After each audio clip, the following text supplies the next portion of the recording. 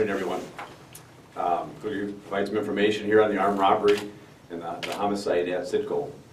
On January 13th at 10:44 p.m., the Waukesha Police Department Dispatch Center received a 911 call from the Citgo gas station located at 1445 White Rock Avenue. The caller was unable to speak with dispatchers to communicate the reason for the call. Squads responded and found the caller with a significant injury. The caller was later identified as the gas station clerk. The responding officers began life-saving measures until the Waukesha Fire Department arrived and continued those efforts while on scene. The Waukesha Fire Department transported the victim to the Waukesha Memorial Hospital, where he was pronounced dead a short while later. The victim was identified as 65-year-old Saeed A. Sharwani of Brookfield. No suspects are in custody at this time. Based on store video, the two subjects entered the store with Halloween masks on, and one produced a handgun. The clerk confronted the armed subject, and the subject shot the clerk before the two suspects fled on foot. At this point, we are unable to confirm whether the suspects fled in a vehicle. The first suspect was a male black, medium build, wearing a tan jacket with a hood. His face was covered with a green Halloween mask. He had on checkered pajama-type pants, blue surgical glove on his hand, on one hand, and a black glove on the other hand. He was wearing bright white tennis shoes, and he displayed a black semi-automatic handgun. Suspect number two was a male of unknown race, taller, with thin build. His face was covered also with a green Halloween mask. He was wearing mostly all black clothing. He entered the store behind suspect number one and remained in the background. In recent weeks, there have been several robberies in southeastern Wisconsin involving two suspects. We are looking into the possibility of any connection to these robberies. The suspects and the method of operation are similar in nature to the other robberies. It is early in the investigation, but we are using every available resource to identify and arrest the subjects in this case. If anyone is able to identify the suspect or suspects in this case, do not approach them, or they are believed to be armed and dangerous. With that, we ask anyone with information, please contact the Waukesha Police Department, and specifically Detective Benitez at 262-524-3926. Again, 524-3926. That's the information I have for you today, but I'm happy to entertain a few questions. But keep in mind, it's very early in the investigation, and there'll be details that we're obviously not able to release today. Can you spell the victim's name, please? Yes. It is spelled, first name is spelled S-A-E-E-D, middle initial A. Last name spelling is S-H-A-R-W-A-N-I.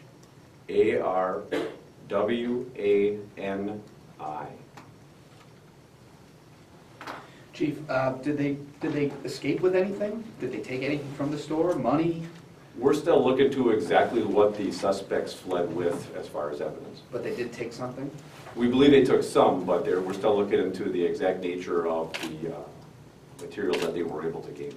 A number of residents we spoke with said that they've seen cops patrolling the area, police officers, and they said that there have been some robberies. But how would you characterize this neighborhood, this gas station? Has anything like this happened before? I don't have the history at this specific gas station. Obviously, that's a very busy intersection, so you're going to see a lot of traffic through the area, including law enforcement traffic through the area. It's a very good area. It's residential for the most part on one side, and it does have some businesses on the other, and it's in very close proximity to Frame Park in the city of Waukesha.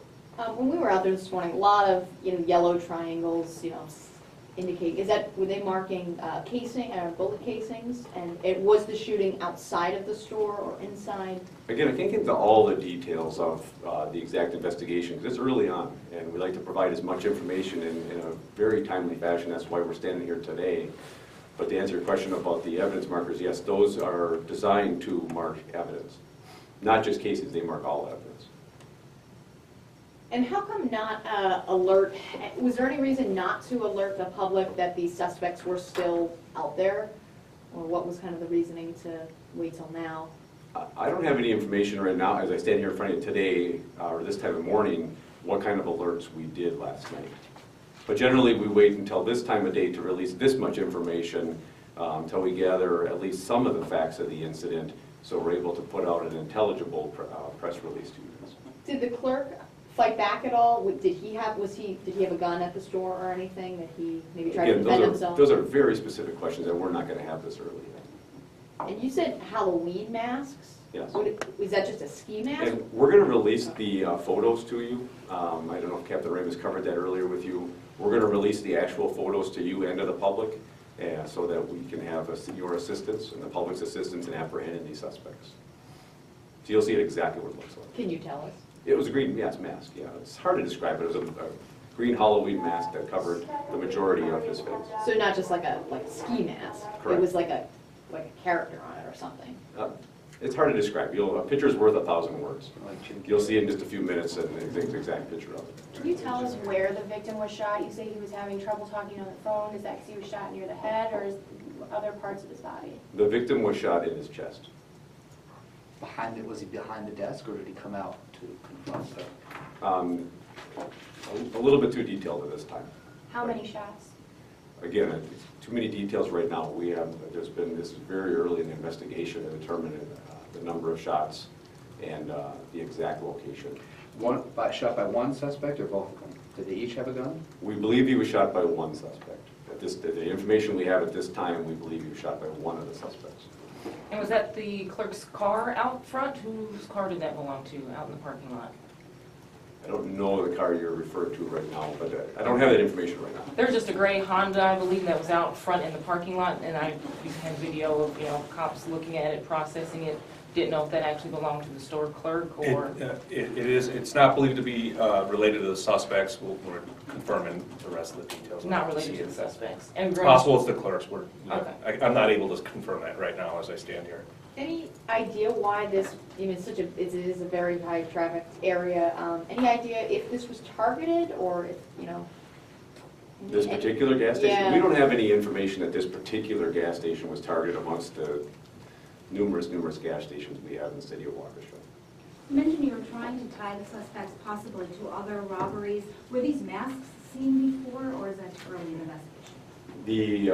Your latter part is correct, but I can tell you that there are similarities between the other armed robberies in southeastern Wisconsin and our armed robbery. And we're working very closely with the other agencies that are involved in the other robberies in the southeastern Wisconsin. And one of the agencies was even on scene last night, so we're following up with all leads and we're working very cooperatively with other agencies to gain evidence in our robbery and their robberies also. What was that agency that was there last night? I'm not able to release the agencies right now. When you say armed robberies across southeastern Wisconsin, are we talking about armed robberies at gas stations, businesses? I mean, can you give us an idea of what might connect them? I can tell you they were at gas stations. That's all I'm able to release right now. And once again, the plea to people out there that are watching or what to look for, is there anything you want to tell them?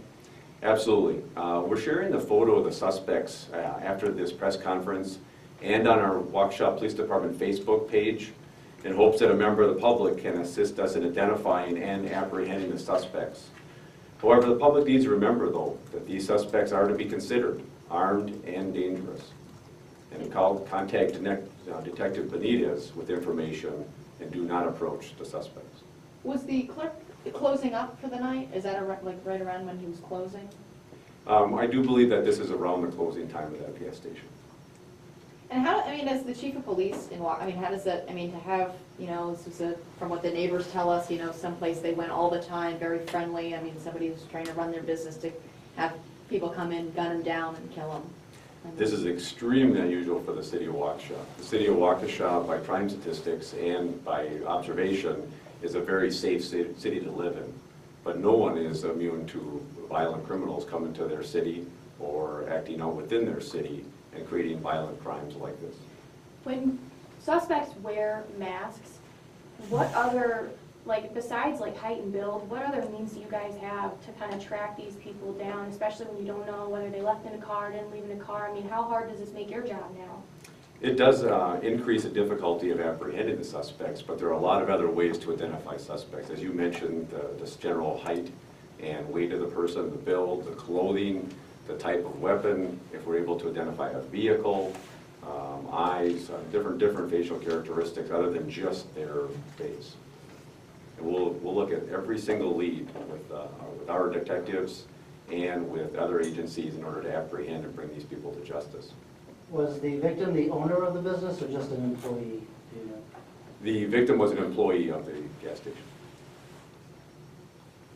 And because you guys believe this may be connected to some other ones, other armed gas station robberies, does that give you any indication of the trend of this crime? Obviously, it's not just happening here, but obviously happening in other areas in southeastern Wisconsin. Does that tell you something about the nature of this type of crime for this type of time of year?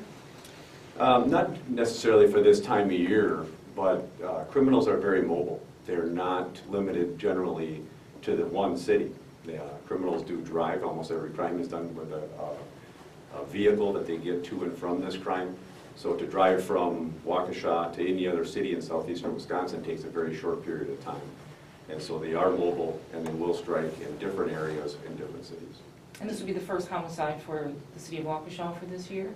Yes. Do you guys have ballistic evidence? I mean, you said you identified a semi-automatic weapon. Is this because you saw this in some sort of video? Did they leave the weapon behind? Do you have a bullet you guys can analyze to connect to maybe other robberies?